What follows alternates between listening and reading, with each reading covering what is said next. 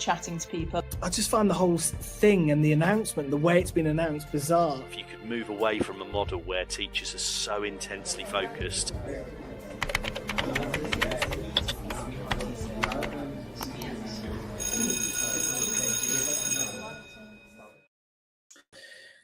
Good evening, everybody, and welcome along to Teachers Talk Radio for this special interview with Michael Gove. Just before we kick off with our interview today, I'd like to mention our fantastic sponsors and supporters at Teachers Talk Radio. That is AQA. AQA know teachers are the real experts in the classroom, and that's why they work closely with teachers like you, combining your insight with their assessment expertise to create resources, tools, training, and guidance that genuinely can make a difference.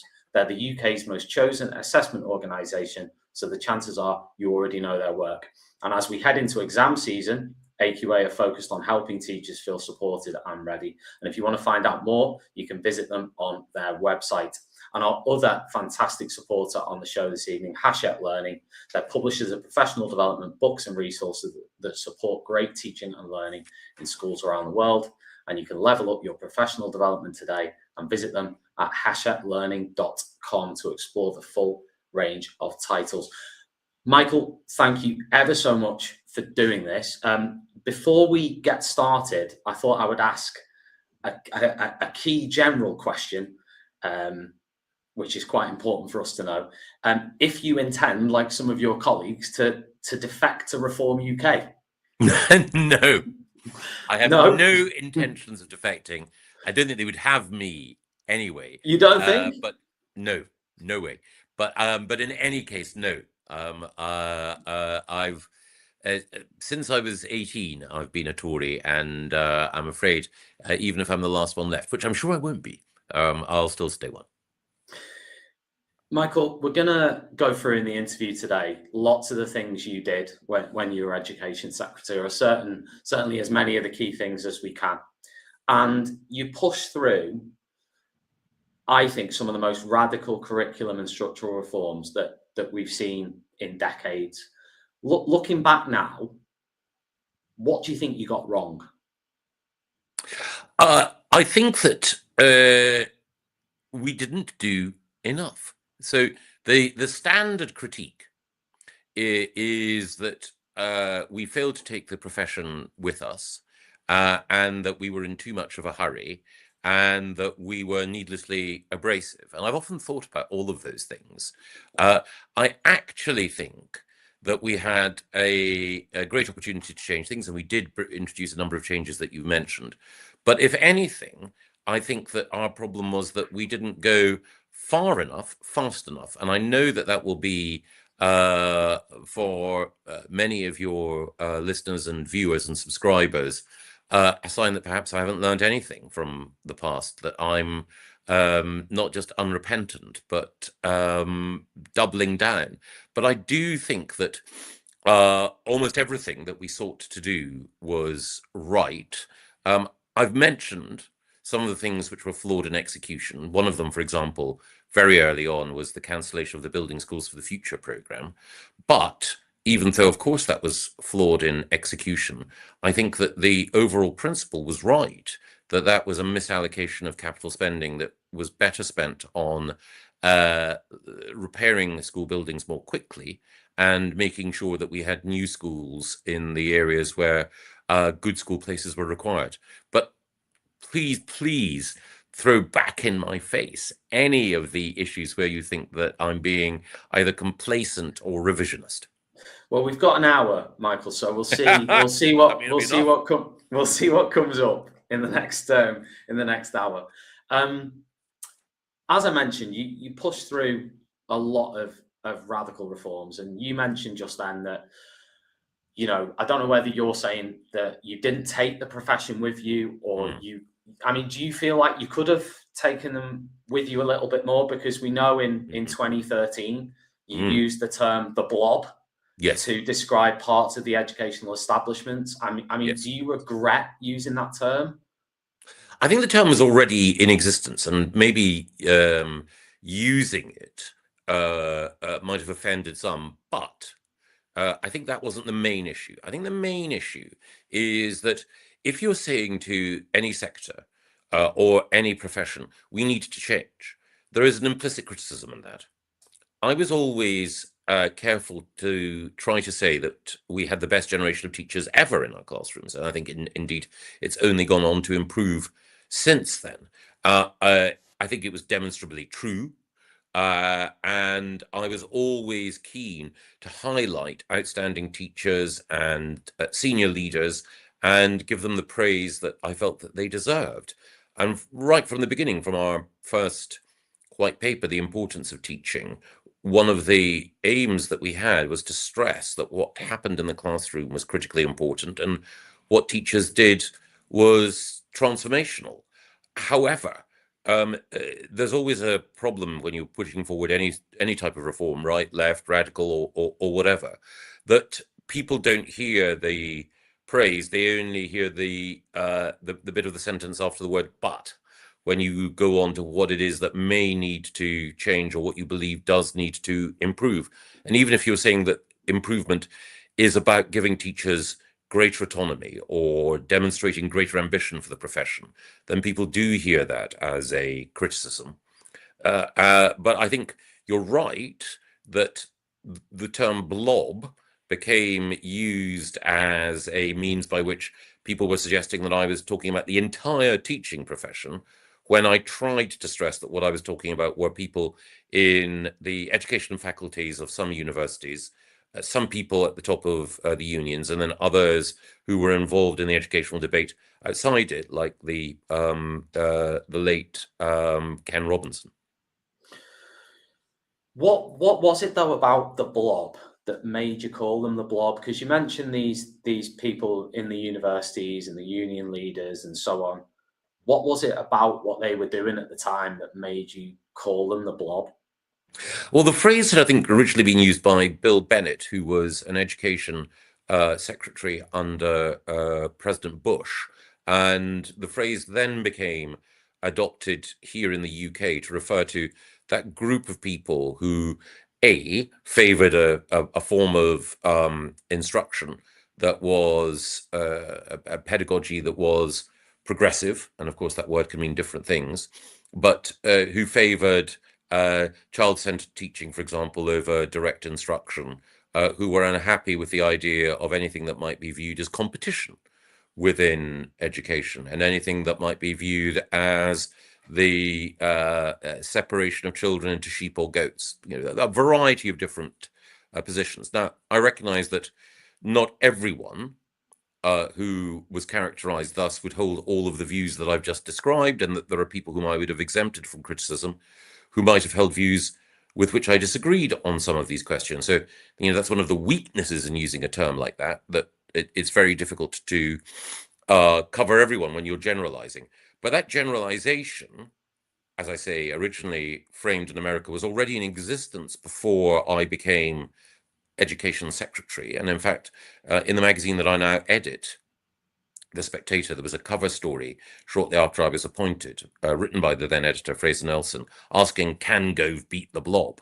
And I think it was a phrase that had actually been used briefly, I think, by Andrew Adonis as well, partly in response to a question. So it already had an existence in sort of broad conversation about the educational debate. But it's certainly the case that the approach that I took and some of the language that I used gave extra focus and attention on the term and what lay behind it.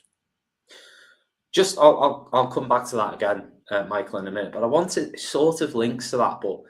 And this was somebody actually within Teachers Talk Radio who asked me to ask you this, and they're actually a conservative teacher, formerly a conservative teacher, and they asked me to ask you, why do you think so many teachers dislike you and the education reforms that you've brought in? I think any reformer in any department will always end up, to an extent, irritating, at the very least, making enemies of, at worst, people in that area. Because overall, if you're a home secretary, you end up with people in the police federation hostile to what you're doing if you're driving change. If you're an environment secretary or responsible for agriculture, then it's a very difficult job to keep the farmers on side. Similarly, if you're defense secretary, you'll never secure enough resource or provide enough support for those who are serving in uniform on the front line. The politician, particularly the longer they are in office, particularly the more radical the changes they need to bring about, will inevitably at some point do something or fail to deliver in a particular way that leads teachers or anyone in that sector to be disappointed. But I'd argue that one of the things that happened during the time that I was education secretary was that the idea that there was a monolithic view amongst the profession, which had never been the case, became less so because on social media, in blogs and elsewhere, we heard the voices of teachers who were sympathetic to at least some of the things that we were trying to do in government. And in particular, there was a group of teachers who were very interested in educational research and very interested in the work of people like Daniel Willingham and so on, who were at the very least open-minded about what we were trying to do. So, of course, you're going to, in office, disappoint a significant section of the profession because you're never going to be able to fulfill all the hopes that they have in an education secretary. But I think that the two things that I draw attention to were, one, there was a group which was enthusiastic, and secondly, the changes that I did bring about were inevitably asking more of the profession, because I believe that children deserved more. Well, I want to dig into the changes a little bit, because obviously one of the biggest changes was in curriculum. Now, Yes. you at the time argued for this sort of knowledge-rich and academic approach, if you like, more academic approach to education. This is sort of a two-part question, but do you think that vision has been vindicated, or do you think it's narrowed the curriculum? And I just want to share a quote with you from Becky Francis, who did the curriculum and assessment review. She said, "We've identified that some features of the current system make the delivery of a broad and balanced curriculum challenging. Responses to the call for evidence and advocates for some subjects suggest that the EBAC may constrain choices, impact students' engagement and achievement, and limit access to and time available for vocational and arts subjects." And a lot of the criticism since that time have been that subjects like music, design, technology, art, and so on have been more sidelined. And the teachers in those subjects have been more sidelined, and they've really struggled to have a voice within the education space. What would you say to Becky Francis in terms of what she said? And do you regret seeing that? Yeah, sorry, I was just going to add these. Do you regret the sort of impact of the reforms on the arts? Well, I do, I do regret the fact that there is less engagement with the arts and less music teaching in our schools than there might be. I do also acknowledge that Becky Francis, in her curriculum review, endorsed many of the curriculum changes that we made, and it was a very measured and thoughtful piece of work. I don't agree with all of it, but nobody can take for a moment anything other than comfort and admiration from the way in which Becky Francis and her team engaged so closely with the issues and so thoughtfully. On the EBAC is not compulsory. The EBAC is simply a signaling device. It measures how well schools do in a particular suite of GCSEs, as your listeners will know. But no school is punished for choosing not to enter students for the EBAC suite of qualifications. What the EBAC did and does is tell children the truth, which is that, sadly, not all qualifications are equal in the eyes of universities and employers, that there are some qualifications which are more valued and which give you more options and greater flexibility. And until the EBAC was created or generated, then you'd have this terrible situation whereby children in schools which had a higher level of engagement with higher education, so the independent schools, grammar schools, the high-performing state schools. They knew what was required in order to get their children into a position where they could choose to go to those higher education institutions. They knew that some A-levels were worth more than others in the eyes of those universities, not necessarily in my eyes. And they guided people appropriately. And the league table system, while it's incredibly useful and one should never abandon it, it didn't provide that signaling mechanism overall. That's what the EBAC helped to do. And it links to a strong view of mine, which is that you shouldn't write children off on the basis of their background, the school they go to, the home that they come from. Every child should have the chance of an academic education, certainly to the age of 16, and the possibility of going on to higher education thereafter. We still have children of talent in this country who are not in schools which are good enough to give them that opportunity, and that's a tragedy. And then the final thing is that the reasons why there's been a falling off in some arts, music, drama, and so on teaching is a matter for school leaders, because the very best schools have not done that. And blaming the EBAC is a way of avoiding the question, why aren't you, if you consider this to be important, prioritizing these subjects? And again, to see a single cause and to blame a single government and the individuals within it is an evasion of responsibility. But there are some schools out there who have been criticised that are high performing because they've been criticised for not having enough music provision, enough drama provision, enough arts provision.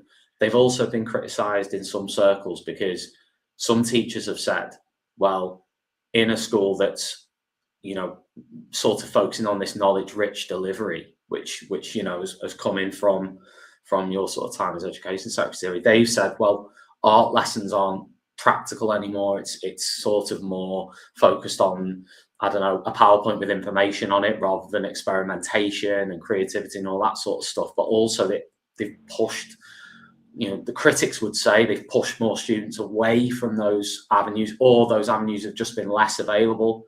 Like, you know, you're not going to be able to do that subject until you have done this subject, or whatever it is, you know, instead of saying, oh yeah, absolutely, you've got real talent in art, so you go and do art, because art's just as valuable as something else, and we need more, you know, more of that. Students are introduced to art and music through the national curriculum.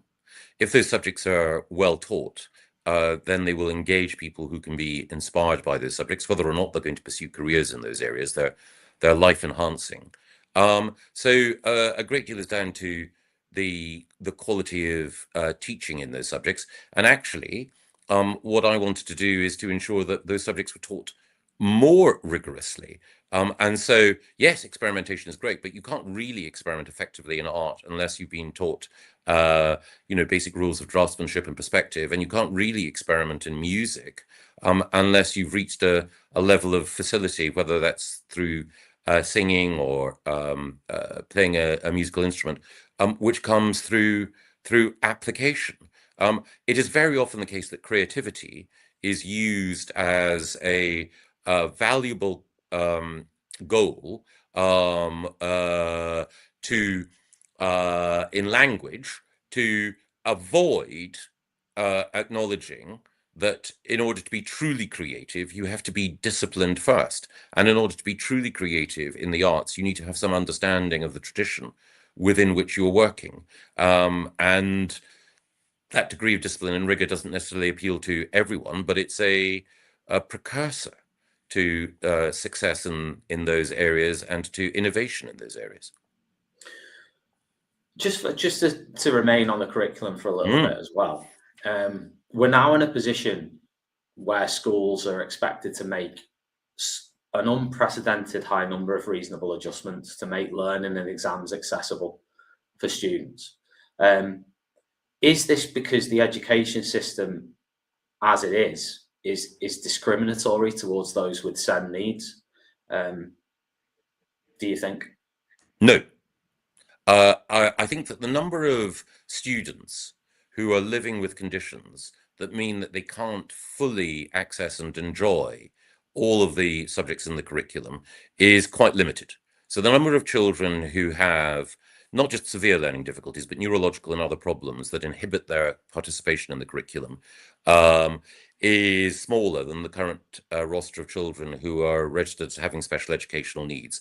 There are many needs, from those that present in terms of behavioral problems to genuine conditions that are best addressed by having a rigorous curriculum delivered in a disciplined environment in which distractions from learning are minimized and direct instruction is maximized. And many of the adjustments that are made in a well-intentioned way, but actually work against those children achieving their full potential.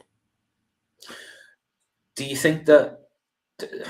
concede, though, that with those reforms that you brought in, particularly the knowledge-rich curriculum, the focus, as you've just said, on direct instruction, evidence-informed practice, and so on, do you think they have made it harder, though, for SEND students to access learning fundamentally? No, absolutely not. Quite the opposite.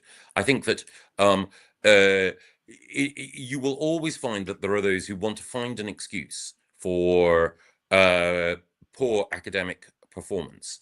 And rather than using special educational needs as an excuse, we should be specific.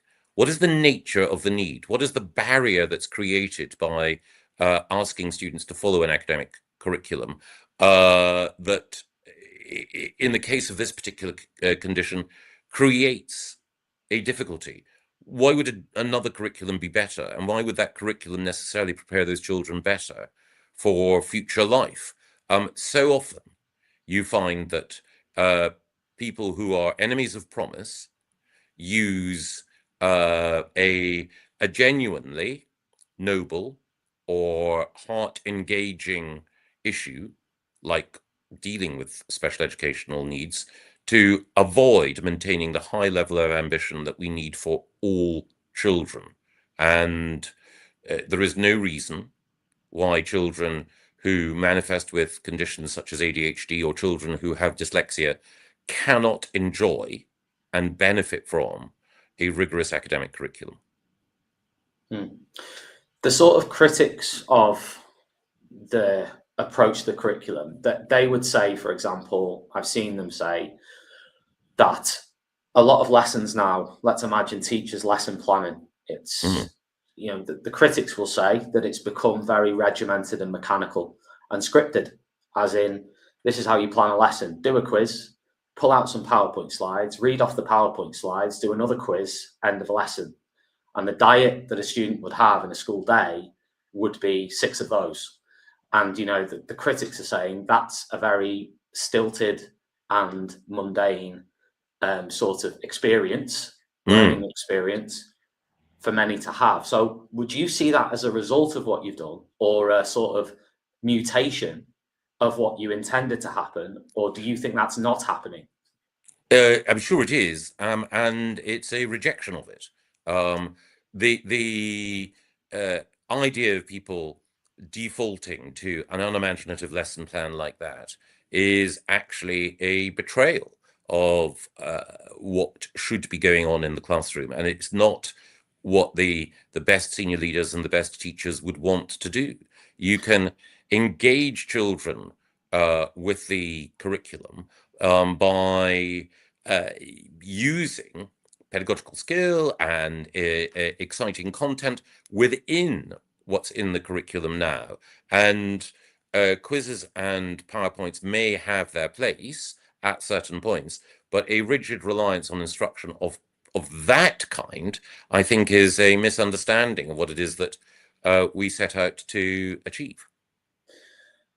We'll move from curriculum now, Michael, to probably one of the biggest issues facing the profession right now, which is 40 to 50,000 teachers leaving every year, and more and more of them seemingly wanting to get out.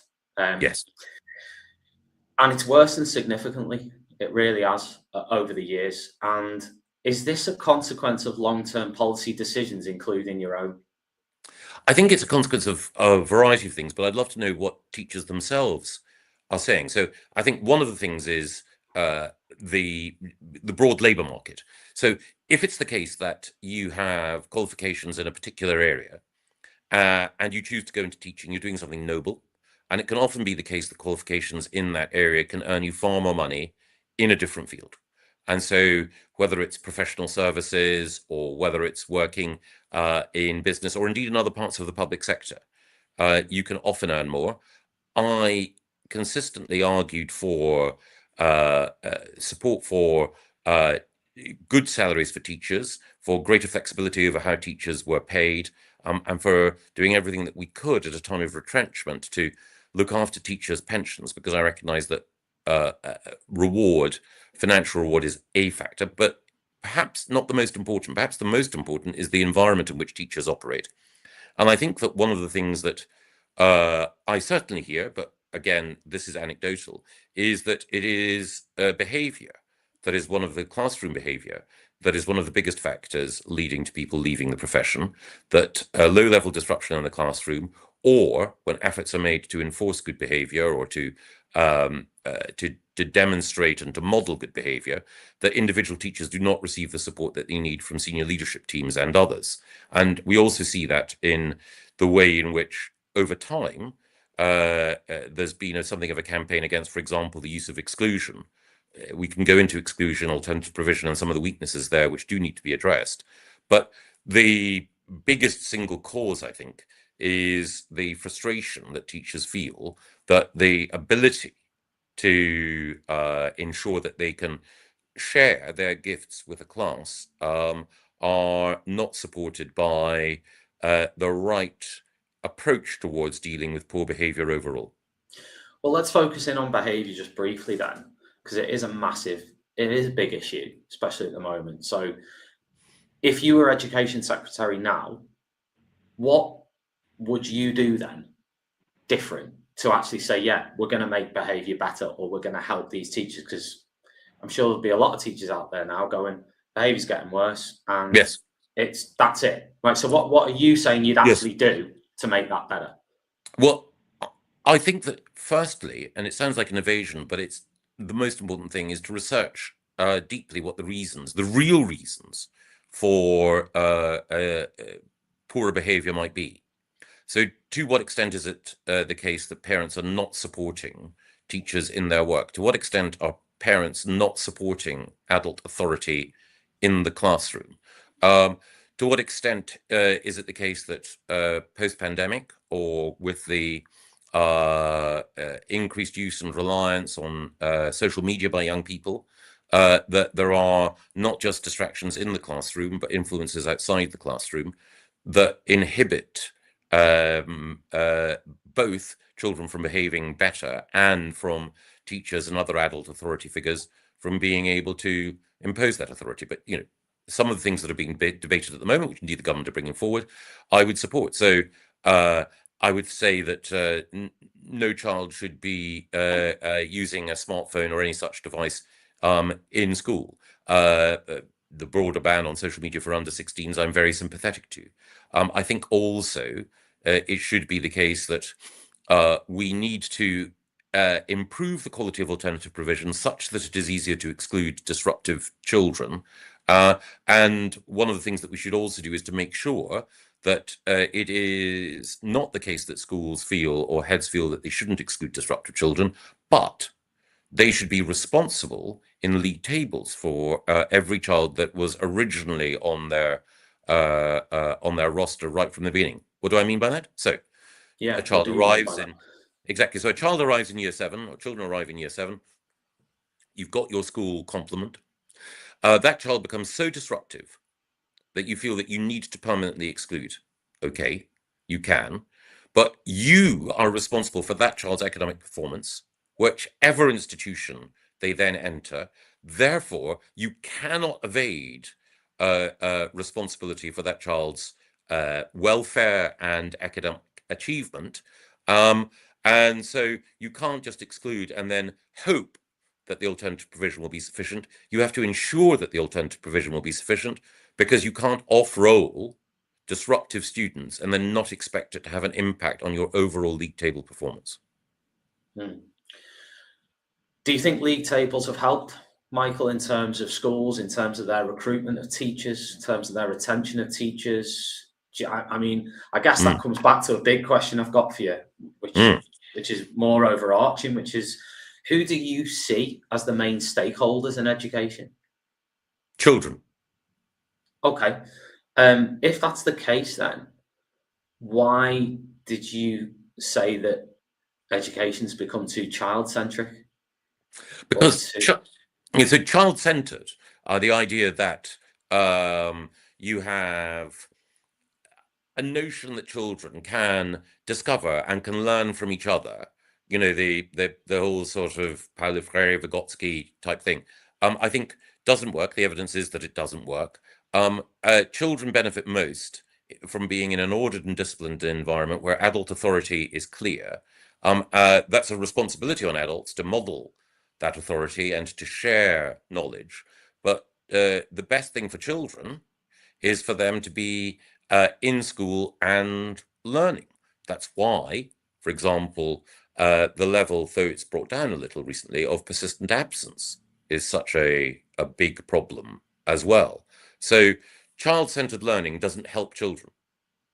Direct instruction and discipline helps children, and that's the single most important thing.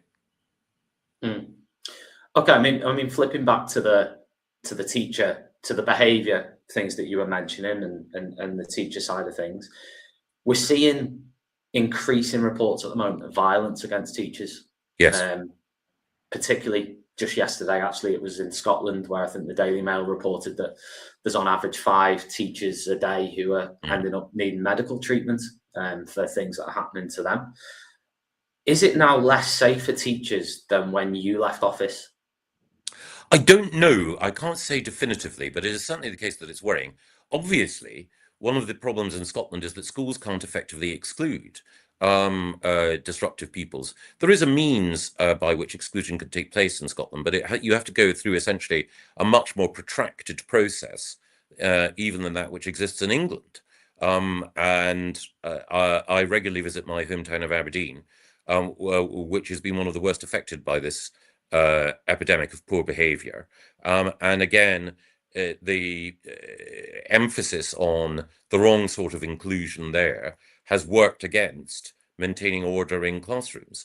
More broadly, there are issues in society which, exacerbated by the pandemic, exacerbated by other issues like social media, which have borne down on children's mental health, that have created problems. And of course, we need to consider those as well, and consider that it's not upon teachers and head teachers alone that all of the responsibility for maintaining order should devolve, but nevertheless we should empower teachers and head teachers to have the tools to deal with it. And again, you know, another issue should be asking if, on the one hand, are children's services intervening early enough in homes where children are growing up, where they are suffering from abuse and neglect and sometimes witness to domestic violence?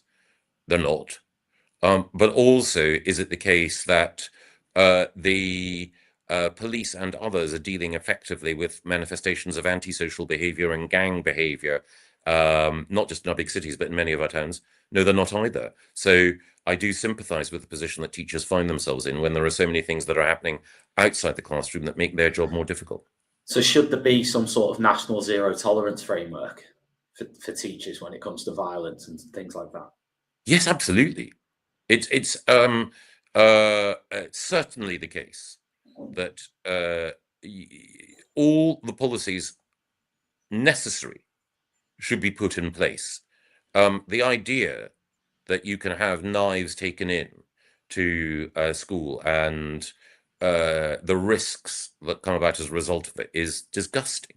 And again, one of the things that we did right at the very beginning is that we changed the rules on how teachers, or indeed any appropriate adult, can search a student when they entered school. It was the case that there were restrictions on the capacity of teachers and others to search children and young people when they were entering schools.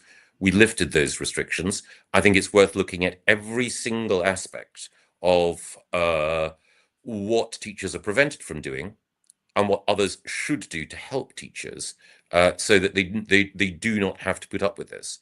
And it is not unrealistic to insist that you should not have violence of any kind in a school environment. I know that sometimes people will say, well, you can't prevent, they might use euphemisms, you can't prevent a certain degree of boisterousness and so on. In the classroom, students should be learning, and there should be ways of channeling energy and the natural desire for physical activity and the competitive outlet that many young people will have. But in the classroom, people should be studying and learning and experiencing and growing. And also, almost every student we would hope would enter the world of work. Behavior of that kind would not be tolerated, should not be tolerated in any workplace. One of the things with that people have also looked at, and we won't have a huge amount of time on this, but I'd like to touch on it, is obviously the academy system, free schools, and so on. One of the things that did, I guess, is to give freedom on things like pay, for example, and more freedoms there. Do you think, what's your view on figures that were published this week, or were found this week, compiled this week by TES, on the pay of academy CEOs?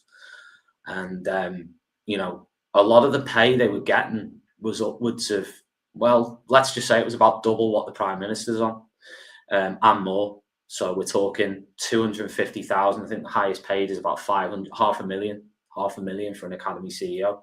And a lot of teachers are saying, well, if we've got a funding crisis and teaching assistants, because I don't know, Michael, I'm not an expert on what you did when you were education secretary on pay, but what I do know is historically teaching assistants have really not been paid very well. So I suppose my question is twofold. Should anyone working in education, even at the top end, be earning that sort of money? And secondly, what would you do in terms of the funding now, and in terms of how schools and teachers are funded? So the first thing is, everything depends on performance. So if you have the CEO of a multi-academy trust that is responsible for or presiding over high performance, and we can debate what that means, and some people will have a very different view from me, then that money is merited. So if you are ensuring that children have the opportunity and the enjoyment within those schools that gives them the chance to flourish thereafter that they wouldn't otherwise have had, then great. I have no problem with that.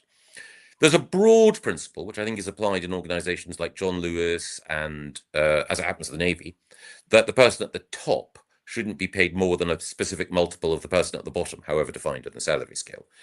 As a general rule, I think that's a good thing for organizations, but I wouldn't seek to impose it by legislation. I would say that is, a generally good principle. And I imagine that most organizations would want to have some form of philosophy guiding how people are rewarded, so that everyone feels that it's fair. By fair, I don't mean flat. I do mean that there's a justification for everyone earning what they earn. More broadly, I do think that we need to consider and prioritize investment in education. And again, that nothing is more important than attracting, retaining, and paying good people well. If I had a class then, Michael, which I'm very lucky to have one at the moment, where I think they're all going to do really well in their exams. Does that make me a high performer? Well, I'm sure you are, but it's also the case that one would have to look at these things. So if it's the case that you're teaching, I don't think it's the case in your case, Tom, but if you're teaching it might be. a sixth form in a grammar school in one of the leafiest parts of Bucks or Kent, then they're all going to do well anyway. I mean, you might be a brilliant teacher, you might not, but just because they get great A-level results, that doesn't necessarily mean that you're great. Conversely, if you're teaching students in a comprehensive and you have a range of abilities in your class and you're teaching GCSE and those students all get good passes, and some of those students are living in really tough circumstances, then you really are delivering. So context determines whether or not someone as a teacher is exceeding expectations for themselves and for students and so on. So I think that context is right. You know, obviously, people will say that no system can be so subtle that it takes account of every contextual factor, and I take that point. You have to have, with all forms of measurement, there will always be rough edges, as it were. But I think overall, you can look at different ways, and our progress measures are designed to do this, to show how value is being added. Would you recommend teaching today to someone you knew? Yes. Really? Yes. Okay. Because I think that there are a few things more rewarding than seeing people flourish as a result of your investment of time and care in them. But there's not a teacher out there, Michael, who doesn't love teaching. Exactly. Find me a teacher out there, and you say, "Do you enjoy being in the classroom teaching?" And I would struggle to find many who were half decent at the job who wouldn't say, "Yeah, I really love it." It's all the other stuff, isn't it? So I think but I'm saying that hasn't. There'll be a lot of people out there saying that hasn't changed. Nothing's changed. We're 20, 30 years in. My parents are both teachers, Michael. They had to sort of, I don't know if they reached the end in terms of before their retirement. The idea of some teachers now saying, "Can I get to 68?"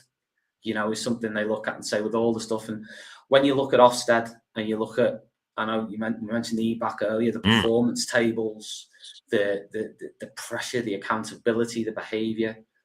Now, that's the only reason I'm not saying why would you recommend teaching as a job, because there's loads of teachers out there who love it. But I'm saying, how could you recommend it given the context that teachers are working in at the moment?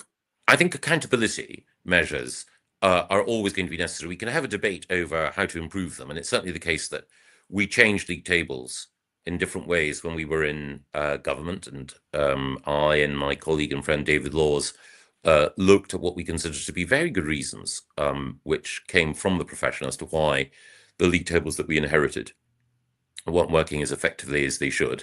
And I'm sure it's the case that there'll be scope for revision now. And as I say, I will strongly defend the EBAC, but I would always look at evidence. If I happened to be the Education Secretary tomorrow, I'm not going to be, but if I happened to be, I would ask. Could be if you went to reform. They might be looking for someone. But I'd ask to see the evidence and say, is it achieving what we hope to achieve? Both what's the statistical evidence, but also what's the personal evidence from a variety of schools and a variety of situations about how it may or may not have skewed incentives. Similarly, I'd ask, as you've quite rightly done, what can we do to improve behaviour? And I'd also look at the way in which Ofsted is operating. And I would say, is it the case that it's incentivizing the wrong sort of behaviour? Is that because of a misunderstanding of what Ofsted is looking for? Is it because of the quality of the people within the inspectorate and so on? So I'd ask these questions. Do you doubt that, Michael? Do you doubt the quality of the people in Ofsted? I have no reason to. Overall, on the basis of what I know now, believe that Ofsted has been well led and it has very good people working in it. But do you think it was well led under Amanda Spielman? Yes, very. And I very strongly support Amanda and believe that she was a superb leader of Ofsted and Chief Inspector. But even with the very best leaders, there will be occasions where, and even with the best intentions and the best evidence, there will be occasions where you can look back, learn, and say, right, that was fine, or that was, half decent. But this is how we improve. And we learn that by having, I think, a granular look at what's working and what isn't. Again, one of the things that all of us are going to have to confront is that within every profession, technology is going to change how we operate, and technology may or may not render inappropriate some of the practices with which we've all grown up. So, of course, even if I felt that things were absolutely tickety-boo in every area, and they can't be, then you'd need to review how we're operating, not seeking upheaval, but certainly seeking to make sure that those areas that weren't working well were improved. And teachers' voices are not just integral, but they should be a guiding light in that process. Mm. Just before, because we've got two teachers, Michael, who are going to come on next, and they're going to sort of ask you their own questions and add to what we've talked about so far today. But before we bring them on, I just want to give another shout out to our partners on the show tonight. That's AQA, who are fantastic. And if you haven't heard of AQA, then they work closely with teachers. They combine insight with their assessment expertise to create resources, tools, training, and guidance that make a difference. And you can find out more on their website, especially with exam season on the horizon. And our other partner, Hachette Learning, who are publishers of professional development books and resources that support great teaching and learning in schools around the world. Right, Michael, we've got Liz and we've got Yasmin. Welcome, Liz and Yasmin. These are our fellow hosts from Teachers Talk Radio. Just a very brief introduction, Yasmin and Liz, as to what you do currently, your job and that. Sure. Hi, Michael. I'm an assistant head teacher currently at Haringey Learning Partnership, and I was also in school during your time as the Education Secretary. Yes, and we're lovely to see you. Thank you. I'm an English teacher in the south of England. I've been a teacher for 20 years, and I was a teacher during your time as Education Secretary. Thank you, Liz. Thank you. Brilliant. Right. Yasmin, do you want to kick off? Yeah, sure. So the first question that I wanted to ask you was, you were saying earlier to Tom that sometimes SEN can be used as an excuse. So I wanted to ask you, what does inclusion mean to you, and where do reasonable adjustments fall into that? I think that we want to ensure that as many students as possible can learn in a mainstream environment. And I think that the precursor to that is being clear about the nature of the special educational needs that children have. Because SEND as a label covers everything from really severe learning difficulties and also from challenges like hearing loss and visual impairment, through to children who are on the autistic spectrum, through to children who are living with ADHD and other conditions, and working out how to deal with them, which students may need to be in special schools with the equipment and training necessary to help them lead a flourishing life, and which children can be in a mainstream environment, and what that adjustment is.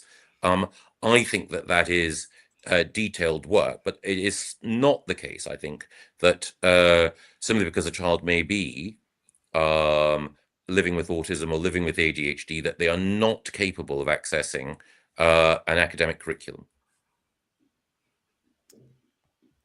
Okay, I'm going to kind of bounce off of that with a question about the curriculum. So, as I said, I'm an English teacher, and under your tenure as Education Secretary, with the reforms that came in, we saw an absolutely huge change to the English curriculum. Some might argue unnecessary narrowing of the content of the curriculum. We saw beautiful pieces of literature coming off the curriculum in favour of what has been nicknamed male, pale and stale as a curriculum.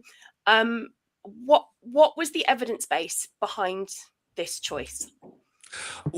Again, one of the key questions that I'd ask is, what was it that was removed and what was it replaced with? Because when it came to the curriculum overall, certainly the English literature curriculum, I don't recall that there were any particular edicts from us about texts that needed to be expunged. I think it was a high level of ambition overall that we certainly put in. But please do let me know, both now and subsequently as well, where you think that wonderful works were sidelined or excised from what was available to students. So, for example, a book that we always taught, just one example that I can think of, was To Kill a Mockingbird.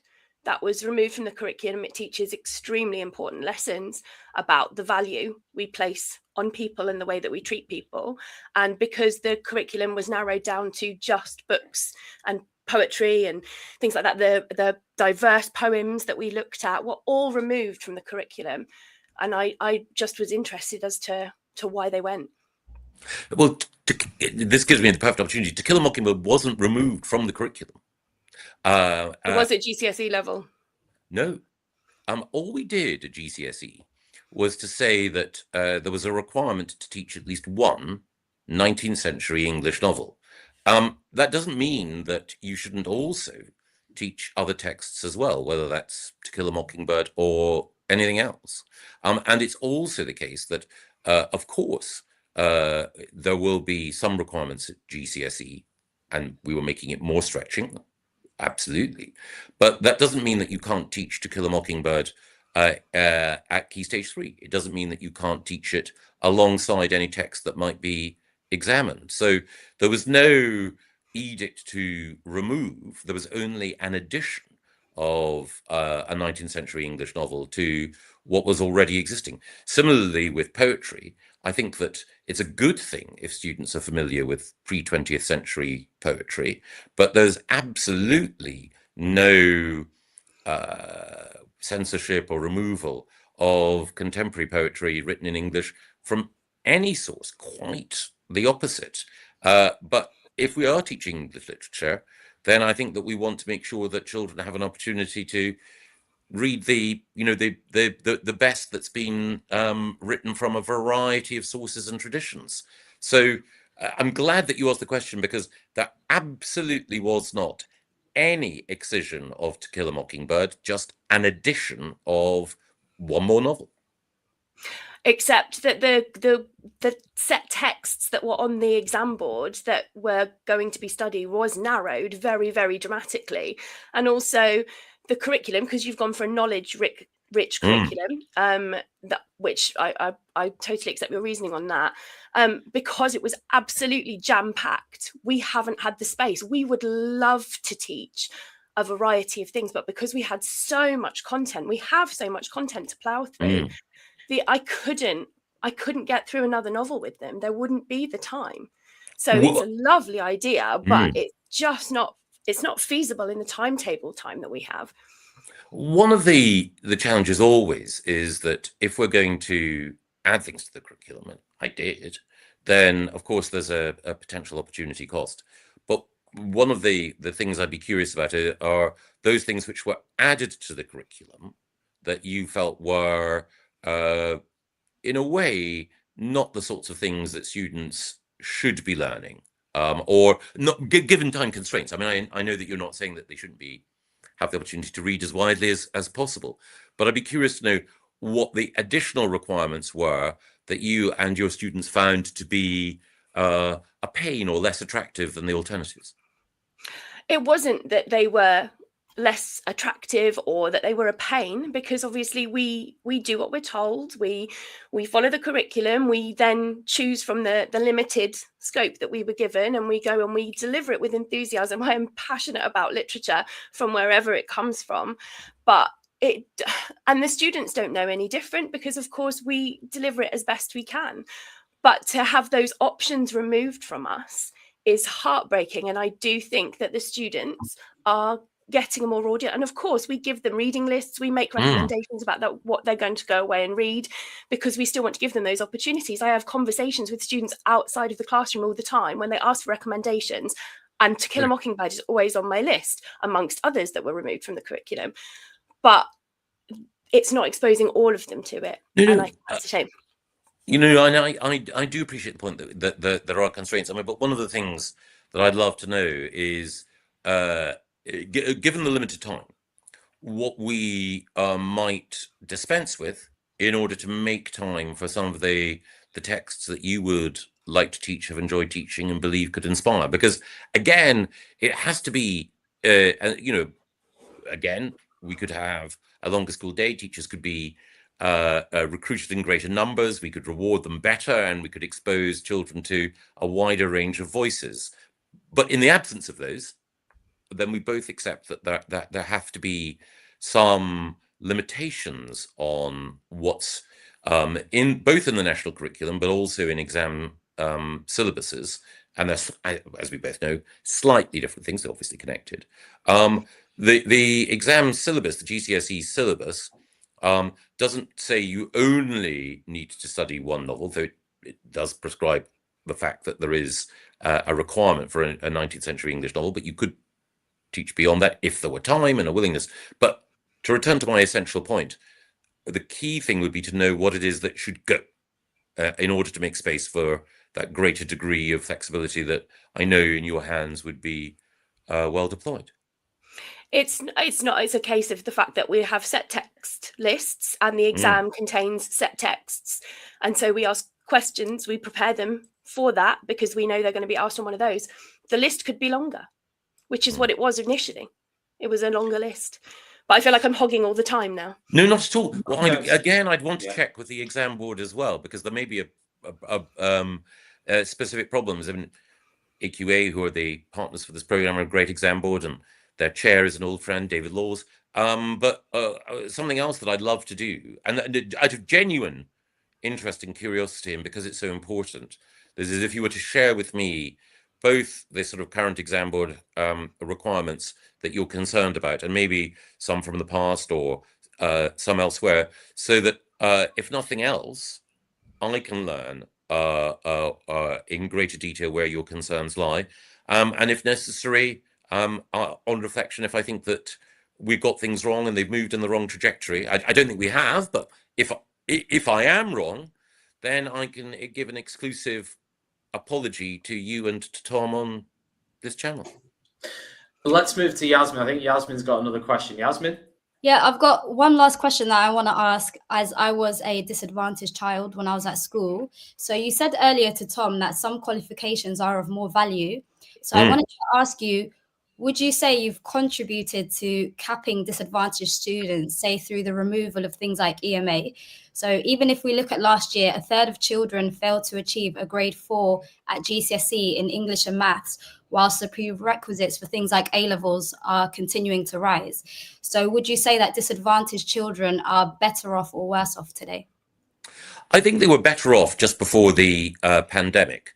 All the evidence shows that we were narrowing the attainment gap, and we did so by a variety of means. One was by making sure that there was more additional resource going in to help disadvantaged students through the pupil premium, and secondly, by changing the method of accountability for schools, both so that it took account of the performance of pupil premium students and also so that it looked at progress. Obviously, poor prior attainment is correlated to, but not always exactly ironclad linked to poverty.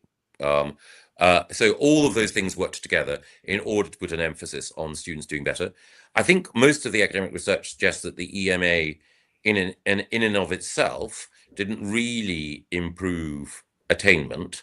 And again, also the raising of the participation age, which Ed Balls introduced and which I supported, I think worked against or removed some of the need and or justification for the EMA.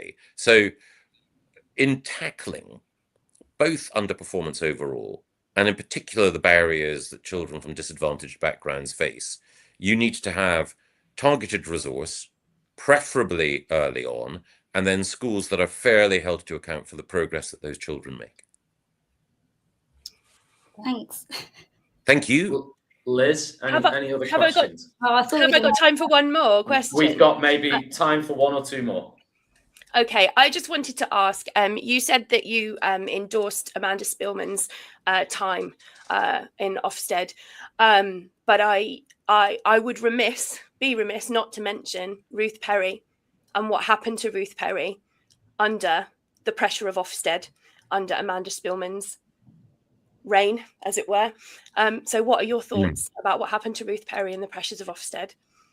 I think that when you have someone who takes their own life, it's an unimaginable tragedy.